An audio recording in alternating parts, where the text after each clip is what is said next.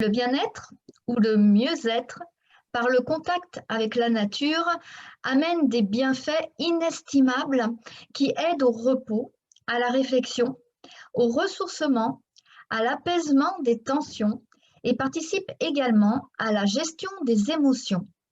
Cette nature peut même être un genre d'échappatoire pour soulager l'âme et le corps. Et le cœur, je serais tentée de dire. C'est ce dont nous allons parler avec l'invité de ce jour, Charlie Mack. Coucou, belle communauté! Bienvenue dans les entrevues de Patoun. Bonjour Charlie, Bonjour Patricia. je tiens à te remercier d'avoir accepté de participer à cette entrevue de Patoun. Eh bien, merci à toi de l'intérêt porté. C'est gentil aussi de ta part, avec plaisir. Charlie, est-ce qu'il te serait possible de te présenter, s'il te plaît? Il n'y a pas de souci. Alors, je m'appelle Charlie Marc. Je vis dans le sud de la France. J'ai bientôt 24 ans. Donc, je suis assistant d'éducation. Je travaille dans un collège en tant que un petit peu le rôle d'éducateur. J'aide les jeunes à avancer dans des projets. Voilà. Et à côté de ça, je suis quelqu'un qui bouge pas mal. J'aime bien aller aventurer de nouveaux lieux. J'aime bien la nature. J'aime bien partir me ressourcer dans la nature. Donc voilà, je suis quelqu'un qui bouge pas mal en dehors de mon boulot. Charlie, qu'est-ce qui t'a amené à passer à l'acte, faire ce road trip d'un mois afin de te mettre au vert en compagnie de ta chienne Orca? Ce qui m'a donné l'envie et qui m'a un petit peu poussé à faire ce road trip, c'est que je suis quelqu'un déjà qui est beaucoup hors société. J'aime bien la tranquillité, tout ça. Et j'aime me retrouver seul dans la nature pour pouvoir apprendre notamment de moi-même. Et j'ai eu deux, trois problèmes de santé qui ont été assez compliqués pour moi. J'ai vécu une passe assez compliquée par rapport à des problèmes de vue qui se sont mis en place depuis l'année dernière. Donc ça peut paraître minime pour certains parce que des problèmes de vue, certains se disent qu'avec des lunettes, ça peut être réglé. Moi, pour ma part, j'ai eu un problème de cornée de l'œil qui a été très compliqué. On n'a toujours pas de solution. Donc, j'ai vécu pendant quelques temps avec une vision très basse et sans correction. Donc, il faut dire que dans le boulot, j'avais des maux de tête permanents. En fait, c'était très compliqué pour moi de gérer la foule, de gérer les élèves, tout ça. Et j'avais vraiment besoin de mettre mon cerveau en off et d'aller respirer. Et pour moi, la seule façon l'échappatoire que j'ai trouvé pour aller respirer, c'était vraiment de prendre Orca, ma chienne, donc qui me suit partout depuis maintenant 2 ans, dans toutes mes aventures. Mon matériel de pêche, parce que c'est aussi une passion qui me pousse à bouger aussi. Et ça a été de partir justement à l'aventure pendant un mois. Donc j'ai pris quelques affaires, mon bateau, mon chien. Je suis parti comme ça pendant un mois à la découverte de nouveaux espaces. Voilà. Tu nous parles d'Orca. Est-ce qu'on pourrait en savoir un petit peu plus sur elle? Le personnage, quel rôle elle joue auprès de toi? Oui, alors Orca, en fait, donc Orca, c'est déjà un berger allemand. Donc, c'est un chien que j'ai eu à mon retour de Thaïlande parce que j'ai beaucoup voyagé en fait. J'ai fait les saisons, tout ça. Et il s'avère qu'à l'époque, j'avais aussi un chien qui ne m'appartenait pas, sur lequel je m'occupais. C'était également un berger allemand. Et je suis tombé amoureux de cette race en fait parce que c'est des chiens. Chaque personne a besoin de chiens. Après, peu importe la race, c'est ce qu'on en fait pour ma part. Mais c'est vrai que cette race-là, je m'y suis attaché plus que d'autres chiens que j'avais rencontrés dans ma vie. Donc, du coup, ça m'a trotté pendant un petit moment d'en prendre un qui était le mien. Et une fois que j'ai fini un petit peu mes expéditions, mes voyages, mes saisons, tout ça, j'ai pris la décision. Donc, il faut dire aussi que j'ai la chance d'avoir mes parents qui sont à côté de moi. Donc, c'est pas non plus trop un frein pour moi. Je me suis dit, si jamais je voulais rebouger, j'ai la chance qu'ils pouvaient me la garder en quelque sorte sur quelques jours. Donc, ben, avec eux, j'ai pris la décision de prendre mon propre chien à moi. Donc, ça fait 2 ans qu'on partage, qu'elle partage tout mon quotidien, qu'elle suit toutes mes aventures. Et sa personne, c'est une petite femelle en fait qui a son petit caractère et qui monte un petit peu enfin, qui est assez sociable en fait, parce que depuis qu'elle a 2 mois, je la prends partout, donc ce qui fait que quand on bouge, eh bien, on voit d'autres animaux, on voit d'autres personnes, tout ça. Donc, elle a vu énormément de choses en 2 ans. On a fait pas mal de voyages, on est parti en Corse, on a pris le bateau, tout ça. Elle a vu énormément de choses. Et ben, du coup, c'est ma petite protectrice parce qu'en grandissant, elle s'est mis un petit peu le côté protecteur. Et du coup, voilà, elle aime bien me suivre un peu partout. Et, et voilà, après, c'est une chienne très gentille, mais voilà, qui a quand même ce côté protecteur, notamment qu'on retrouve dans la race du berger allemand. Pour en revenir à ton road trip, comment as-tu fait pour vivre le plus naturellement possible lors de cet épisode? Alors, comment j'ai fait pour vivre le plus naturellement possible? Donc déjà, il faut dire que la principauté aussi, pourquoi je suis parti aussi, c'est j'ai pêché en parallèle de ce road trip. Donc, j'avais pris mes cannes à pêche, mon matériel de pêche et tout ça. Donc, j'ai quand même un bivouac. Donc, j'ai ma tente, mon lit de camp, etc. Et ensuite, donc de se retrouver dans la nature, moi je suis quelqu'un, j'aime bien vivre de la nature. Donc je ne suis pas le genre de garçon qui va prendre du charbon, des allumes-feu, tout ça pour cuire ma viande, tout ça. J'aime bien aller chercher mon bois, j'ai une scie, donc je vais le couper, tout ça. C'est un objectif pour moi. Après, concernant l'eau, donc là, moi, j'ai des réserves qui font. J'ai 2 bidons de 20 litres d'eau. Donc, c'est vrai que je suis parti un petit peu à l'improviste. Je ne savais pas sur quelle destination j'allais. Mais on s'adapte, on s'adapte. On essaie de vivre le plus naturellement possible, donc de dépenser le moins d'énergie possible. Donc, c'est-à-dire quand on fait la vaisselle, on regarde l'eau qu'on utilise. Euh, Pareil, quand on fait cuire de la dinde, eh ben, on fait tout avec du bois. On essaie de garder le maximum d'essentiel de vie en fait. Moi, c'est ce qui me plaît personnellement. Après, j'ai bougé pendant ce road trip et j'ai eu la chance via les réseaux sociaux sur certaines destinations de me faire héberger chez des gens que je ne connaissais pas, sur lesquels j'avais posé des posts via Facebook. Donc, ils m'ont gentiment hébergé. J'ai pu recharger donc mes batteries parce que j'ai des batteries quand même pour alimenter mon appareil photo, mon téléphone parce que je fais un petit peu de photos et de vidéos aussi dans la nature. Et ensuite, ben, pour prendre une douche aussi parce que c'est quand même agréable. Et pour ensuite repartir sur une semaine dans la nature. Donc, c'est ça. En fait, entre mes expéditions à chaque fois, ça durait à peu près une semaine. J'allais chez l'habitant justement pour recharger un petit peu batterie et pouvoir me laver avec une vraie douche. À côté de cette passion pour la nature, une autre passion t'anime, Charlie. Il s'agit de la pêche à la carpe, appelée pêche en no-kill, sans tuer, ou catch and release, c'est-à-dire attraper et relâcher la carpe en question. Hein, on est d'accord. Peux-tu C'est nous ça. expliquer en quoi cette pêche consiste et comment on la pratique? Il faut dire qu'en fait, donc déjà, mes expéditions nature se font essentiellement grâce à ma passion aussi, qui est la pêche de la carpe. Donc, en fait, l'un se fait avec l'autre, en fait. Donc, la pêche de la carpe demande ben, de se retrouver dans la nature parce que c'est une pêche qui se fait sur plusieurs jours. On dort sur place. Donc, c'est notamment ça, en fait, qui fait mes expéditions. C'est-à-dire que si je prendrais mon sac à dos et j'irais dans la nature sans vraiment d'objectif, ben, ça serait un petit peu long pour moi. Là, ce qui est important, en fait, pour moi, et ce qui joue de ma passion aussi, et ce qui fait tout le charme de ça aussi, c'est que à côté, donc certes, je suis dans la nature de ça, à côté, j'ai l'objectif qui est la pêche, qui reste une passion, bien sûr. Donc, la pêche à la carpe, je vais m'expliquer en quelques mots. Moi, je pêche depuis tout petit. J'ai repris à l'âge de mes 17 ans la pêche, et notamment la pêche de la carpe, parce que ça m'apporte quelque chose de supplémentaire par rapport aux autres pêches. Donc déjà, la pêche à la carpe, c'est une pêche, comme tu l'as dit, Patricia, qui se fait en no-kill.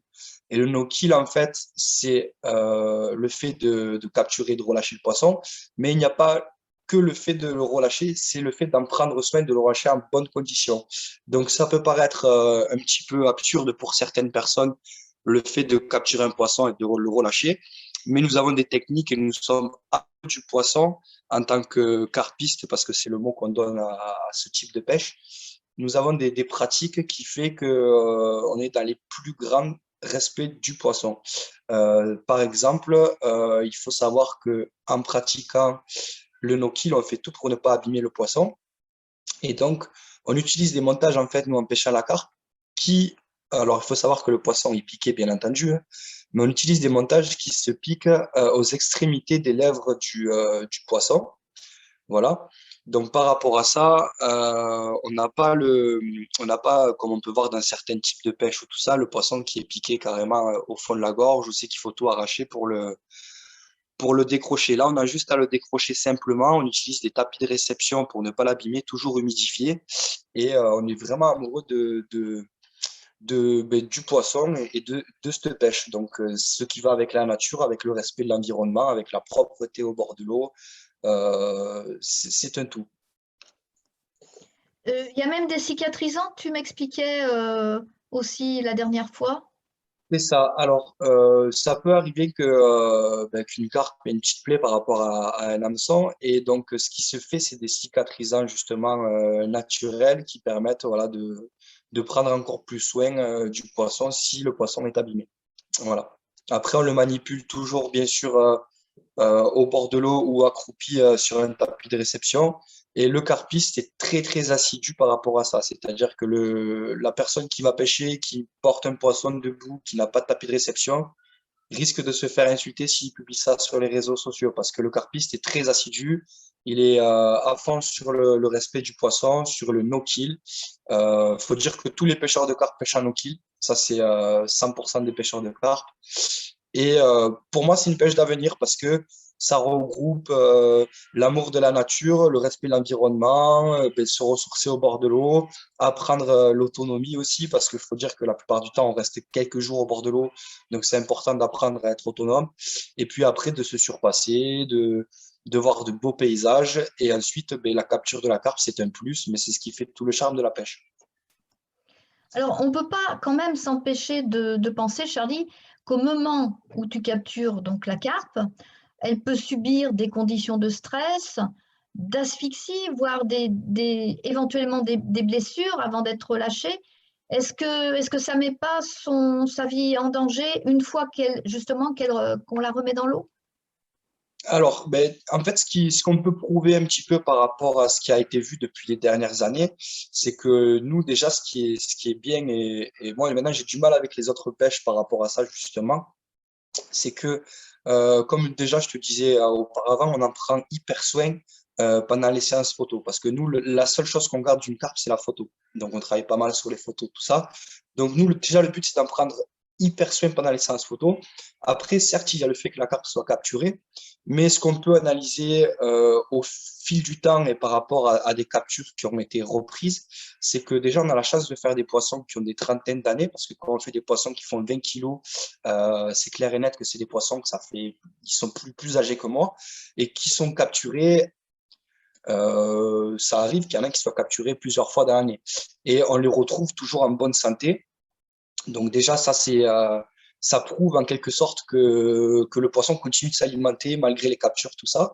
Et ensuite, nous, on le voit par rapport aux bouches. Si on voit un poisson qui a la bouche nickel et qui a une vingtaine d'années, on peut apercevoir que le carpiste a bien fait son travail, il n'a pas abîmé le poisson. Et concernant le stress, après, ce qu'on peut remarquer, ce qui a été remarqué sur certaines pêches de pas mal d'amis à moi, tout ça, c'est que via les photos, on arrive à reconnaître le poisson et il est possible, alors c'est pas tout le temps bien sûr, il est possible que sur une même pêche, c'est-à-dire sur une même journée ou pendant un 24 heures, on capture le même poisson. Donc là-dessus, ce qu'on peut se dire, c'est que un poisson qu'on a capturé, c'est-à-dire la veille, qu'on recapture le lendemain, c'est qu'il n'est pas forcément perturbé, qu'on l'a remis à l'eau dans de bonnes conditions parce que 24 heures après, il continue de s'alimenter, il continue d'avoir une vie normale. Donc, c'est assez rassurant, contrairement à certaines pêches qui sont un peu plus dures par rapport aux poissons. La carpe peut rester combien de temps hors de l'eau parce que sans Alors, respirer dans l'eau, justement, est-ce qu'il ouais. n'y a pas risque d'asphyxie? Alors, la carpe, c'est un poisson très, très solide, en fait, contrairement à plein d'autres poissons.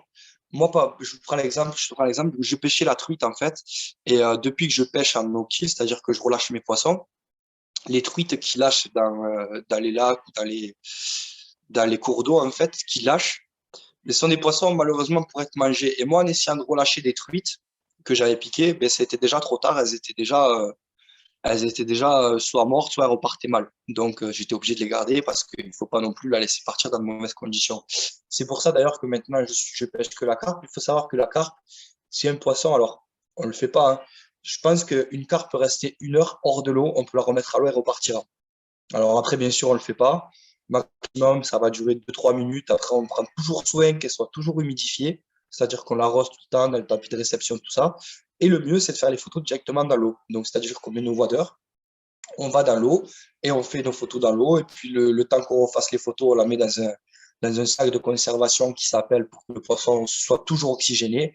Et on essaie de faire au mieux. Après, une carpe qui va passer 2 3 minutes hors de l'eau, elle repartira sans problème parce que c'est dit. Et puis, il y en a qui ont dû peut-être faire les frais ou pas, de laisser une carpe 1 demi-heure, 1 heure hors de l'eau, repartira sans problème à l'eau. C'est très solide comme poisson. Alors Charlie, qu'est-ce que tu en as retiré de ce road trip, de cet épisode d'un mois passé dans la nature, hors du temps avec Orca? Et bien, tout d'abord, ben, ça m'a énormément ressourcé. Faut savoir que quand je fais des expéditions dans la nature comme ça, ben, c'est vraiment un moment privilégié que j'ai avec Orca parce que on passe 24 heures sur 24 ensemble. C'est-à-dire que parfois je suis tout seul au bord d'un lac et c'est le seul individu que je vois, la seule personne que je vois durant une semaine. Donc du coup, on se rapproche énormément, que ça soit elle comme moi. On est beaucoup plus calé, on communique beaucoup plus. Je lui parle, enfin, c'est très enrichissant pour elle et moi. Il faut dire que quand j'ai ma vie ici, ben, je la vois un petit peu moins, j'ai le travail. Euh, après, je passe énormément de temps avec ma chienne, hein. Mais en premier temps, ce que je retiens, c'est que c'est vraiment très fusionnel entre Orca et moi durant mes expéditions. Voilà. Après, c'est pas la première expédition que je fais, donc je m'attendais aussi un petit peu à ça. C'est que je fais des rencontres improvistes superbes. Je me fais des nouveaux amis après que je garde sur les réseaux sociaux qui justement m'hébergent, tout ça. Donc ça, c'est des rencontres inoubliables et je pense qu'ils vont être durables. Et après, ben, j'apprends de moi-même, bien sûr, parce que des fois, ça m'arrive, il me reste 3 litres d'eau, il me reste 3 jours sur le lac, donc j'apprends à me dépasser. Enfin, c'est très enrichissant personnellement et ça m'a énormément ressourcé le fait de ne plus compter les jours, de ne plus compter l'heure et de vivre vraiment dans la nature, voilà, je dormais quand il faisait nuit, je me levais quand il faisait jour, je regardais pas forcément l'heure. Et c'est vraiment très reposant et on oublie vraiment tous les tracas qu'on avait au quotidien. Et moi, il faut dire qu'avant de partir, j'étais vraiment mais dans un stade de ma vie très compliqué par rapport à mes problèmes, notamment de santé qui me pesaient psychologiquement. Et ben, j'en tire la conclusion que j'aurais pu prendre des médicaments pour ne pas déprimer ou voir des spécialistes ou des psychologues. Et là, de passer un mois dans la nature, ben, pour moi, ça a été la meilleure solution de revenir avec vraiment une énergie positive. Est-ce qu'on peut savoir dans quel coin tu es allé pour ce road trip? Oui, alors, donc ce qu'il faut savoir, c'est que moi, de base, je suis du sud-ouest de la France. Donc, après, j'avais pas vraiment de barrière, en fait. Je m'étais juste fixé le premier lac qui se trouvait dans le Gers. 3 heures de route la première destination. Après, j'avais pas vraiment de barrière. J'ai fait vraiment au feeling. Mais je suis resté quand même dans le sud-ouest. Donc, j'ai fait pas mal le Gers, sur lequel j'ai fait pas mal de plans d'eau là-bas. Et ensuite, je suis allé en Gironde et en Dordogne. J'ai fait enfin, cette belle région. Et donc, pareil, ça a été tout à l'improviste. J'ai fait des plans d'eau que je ne connaissais pas. J'ai rencontré du monde, pareil, tout à l'improviste. Et ensuite, je suis redescendu du côté de Tarbes. Voilà. Et il faut savoir que sur le premier lac dans le Gers, en fait, j'avais un cadre vraiment idyllique. En fait, je voyais les Pyrénées enneigées, en fait, du pied du lac. Et donc voilà, je suis resté vraiment dans le sud-ouest. Après, j'aurais eu d'autres opportunités, j'aurais bougé ailleurs, mais là, c'est vraiment les rencontres que j'ai fait qui m'ont amené à faire ces différents lieux. Eh bien, Charlie, l'entrevue touche à sa fin. As-tu des actualités à nous communiquer, des liens, éventuellement, si quelqu'un souhaite te joindre? Alors, si jamais il y a des gens que ça peut intéresser, donc faut savoir que je fais un petit peu de vidéos qui sont un petit peu différentes que des vidéos de pêche classiques parce que j'essaie à chaque fois d'apporter ma philosophie, un petit peu comme écrire un livre en fait, que j'essaie d'exprimer via mes vidéos. Donc s'il y en a qui veulent me suivre sur YouTube, c'est sur la chaîne Charlie Fishing 81. Voilà. Et sur Instagram, c'est pareil, c'est Charlie Fishing 81 également, où c'est que je poste pas mal de photos de nature et de mes captures de poissons. Voilà. Charlie, je souhaite t'exprimer toute ma gratitude pour cette entrevue de Patoun en te dédicaçant cette citation de Pierre Rabhi. La nature offre à la fois ce qui nourrit le corps et le guérit, émerveille l'âme, le cœur et l'esprit. Est-ce que tu es d'accord avec cette phrase? Alors, je l'avais déjà entendu, mais je suis totalement d'accord. Vraiment, c'est les mots qu'on peut mettre à ce que ça apporte. Eh bien, belle route, Charlie. Ben, merci et bonne continuation à toi. Merci, au revoir. Au revoir. Chers internautes, on se retrouve dans une prochaine entrevue de Patoun. À bientôt. Si vous souhaitez à votre tour être interviewé, contactez-moi à lesentrevuesdepatoun@gmail.com.